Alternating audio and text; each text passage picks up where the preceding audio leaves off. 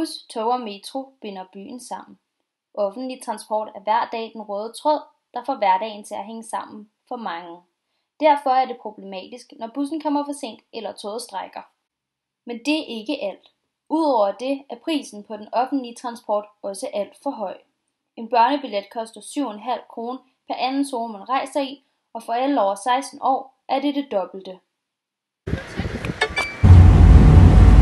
Jeg tager toget hver dag. Hver dag bruger jeg sammenlagt en halv time på at komme til og fra skole. Og med det her bruger jeg minimum 15 kroner på at komme frem og tilbage. Rejsekortet blev indført sidste år. Det fungerer som klippekortet, og med rejsekortet er der 20% rabat uden for myldretiden. Tilbage og vente på den offentlige transport. En ventetid, der er hverken sjælden eller velkommen.